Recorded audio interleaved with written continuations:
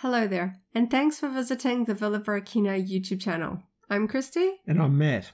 We're long-standing Star Wars fans who live and breathe Star Wars every day. Welcome to another installment of Our Week of Star Wars, a series recapping the Star Wars fun we've had during the past week. Let's get things rolling by talking about the Star Wars episodes we've been watching on Disney+. First up, the Bad Batch episode last week was entitled Juggernaut. This featured the rescue of Rampart from an Imperial prison, where we finally see that interesting Juggernaut scene that we saw in the Season 3 trailer. A lot of action sequences in this one, and we get a little bit more of what's happening with Omega. Still, this one feels like it's really leading up to something as the Bad Batch are trying to track down the coordinates and location of Tantus so that they can rescue Omega and hopefully, fingers crossed, rescue the rest of the clones and other citizens that are imprisoned there. So I'm really looking forward to the upcoming episode. So they didn't actually get the coordinates to Tantus, just a minor spoiler there. But on the whole, this episode was kind of fun because after the preceding two quite dark episodes, this one felt like a relative success. They went on a mission, and even though there was a lot of tension therein, they came through it in the end. And it's always fun when they call back to an earlier character like Rampart. We get to see what he's been getting up to since we last saw him. And yeah, it'll be really interesting to see where they go, if this is going to be a successful mission for them or whether we're going to have a few more steps before the Bad Batch is reunited with Omega. We've been continuing our Mandalorian Season 3 rewatch. We watched 4 episodes in the past week, episodes 2 through 5. Minds of Mandalore, The Convert. Particularly enjoyed The Foundling, although sadly it was directed by Carl Weathers. A really great episode. It was the one that features Caloran Beck. It was just a bit of a tinge of sadness when we saw his name as the director at the end of it because he passed away recently. We had the pleasure of seeing him at Celebration last year, so that felt quite abrupt and like something that, yeah, just a little bit jarring, but really respect Carl Weathers for his contribution to Star Wars, and sad that he passed and wasn't able to continue that role. Yeah, the most recent episode we watched was titled The Pirate, where, of course, we are on Navarro and we see Greef Karga a lot. And yeah, it really sort of honed in the fact that we won't be seeing any more of this really fun character. I loved the energy that Carl Weathers brought to his role. His enthusiasm for Star Wars was really well and clear during his appearances at Celebration. And it's just really sad that we won't get more of that awesome character in The Mandalorian, because he really did shine through in these episodes. On a lighter note, that last episode that we rewatched, episode 5, The Pirate, was the one that sort of featured the real highlight of Katie Sackhoff's Bo-Katan story arc. I'm a big fan of Bo-Katan, going all the way back to the animated Clone Wars series.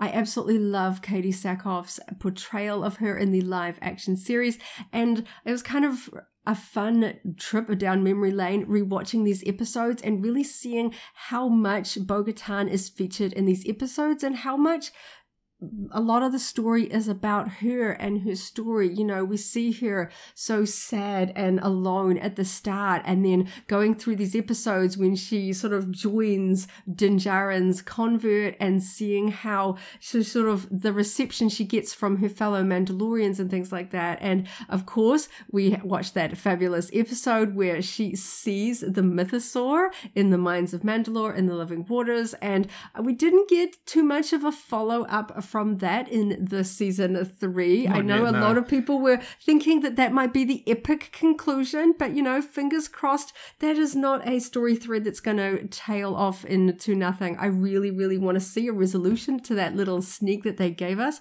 in the next season, or perhaps in a movie. Yeah, well, at an even higher level, it's clear that she's going to play a role in unifying the Mandalorians, so I hope we see that thread as well as the involvement of the mythosaur, whether or not it's just a message to her, or whether or not it has something a little bit more physical and tangible in terms of story down the line. I'd be interested to see if they just wrap up those threads a little bit more. It's been really fun going back and rewatching the Mandalorian episodes because, as you can see, it really sparks a bit of discussion. We talk about these things a lot because there's lots of little bits and pieces that we pick up on subsequent rewatching. But yes, still got a couple of episodes to go, and of course we're looking forward to Bad Batch. But in other Star Wars news, we've both been playing Star Wars Galaxy of Heroes a lot this week, and we got a new character for both of our squads. So following on from some of the other Gungan characters that have been added to the game, this week we got the Gungan Phalanx, which is a bit of a tanking character with a shield, and this rounds out our 4th Gungan for our squad. And hopefully we'll be getting the information of how to unlock the very cool Jar Jar Binks character very soon. Very excited to flesh out the final 5th member of the Gungan squad very shortly. A really fun way to lead in the 25th anniversary of the Phantom Menace in May. It's really fun having these iconic Episode 1 characters being added to a very popular Star Wars mobile game. We had a busy week in terms of shopping and acquisitions, and some of these items that we're going to talk about we've already turned around into videos that we've published already. A new product line that is hitting store shelves for us here in New Zealand is the new line from Hasbro, Epic Hero Series. So these are 4-inch action figures of classic Star Wars characters, and I know that these are aimed a little bit more at the younger collector, but we couldn't help ourselves and wanted to check out the details for ourselves. So last week we picked up the Darth Vader and Ahsoka figures, but after seeing these in store displays, we took a second look and we thought, no, we couldn't help ourselves, so we picked up the Stormtrooper and Sabine figures to open up this week as well. These are targeted at a younger audience, but I've seen quite a few adult collectors actually interested in these online in terms of discussion forums. And I'm really interested to see where this line goes. We know there's already a Wave 2 announced, and there's some interesting characters in it. Most of the characters stem from current Disney Plus material sources rather than necessarily from original trilogy or older materials. For instance, Wave 2 that we've heard about, they're actually going to get the IG-12 droid possibly before even TVC or Black Series get a rendition of that character, which is a little bit interesting. So new line is always interesting to see where it goes. There's some really interesting features, and yeah, we're really curious and hoping to check out more of the details in some more unboxing videos this week. Recently, we talked about some Hot Wheels Starships Select acquisitions that we've managed to pick up.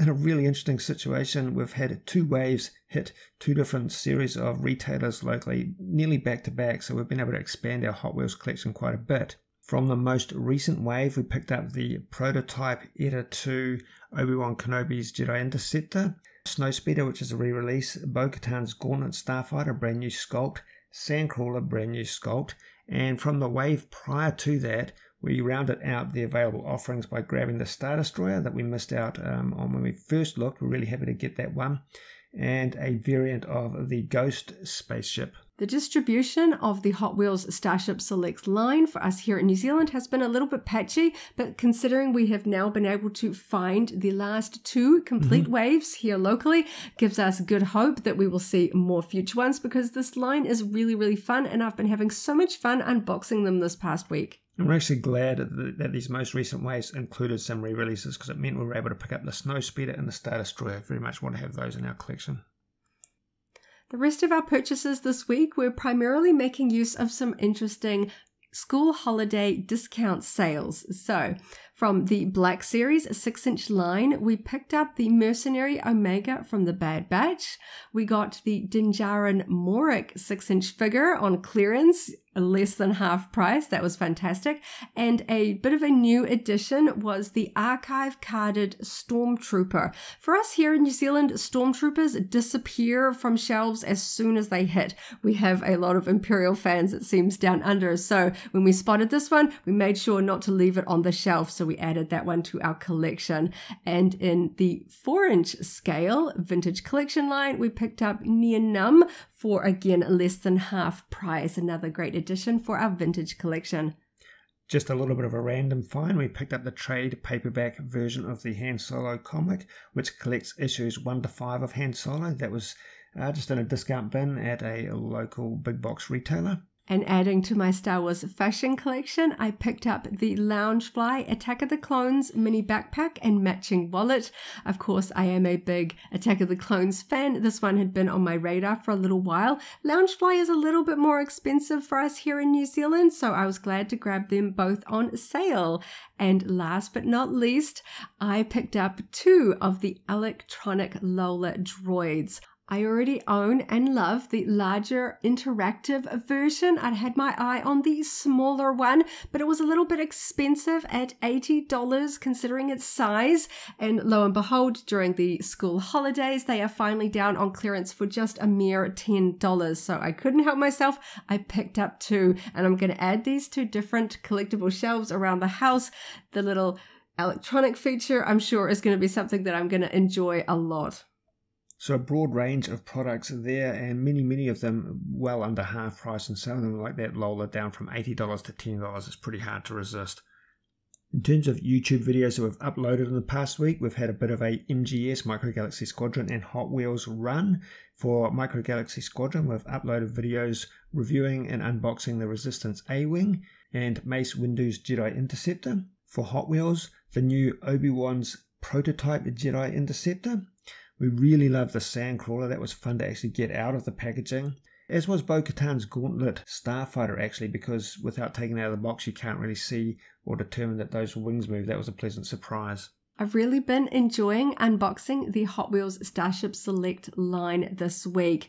They look pretty cool in their boxes, but when you get them out and see them clearer in the light, you really do appreciate the details, the paintwork, and of course, getting them on their display stands, they look even cooler. So definitely looking forward to unboxing a few in the upcoming week, especially that Star Destroyer. So excited to finally have that one for our collection. So that one's going to be in there next week. So stay tuned for that one.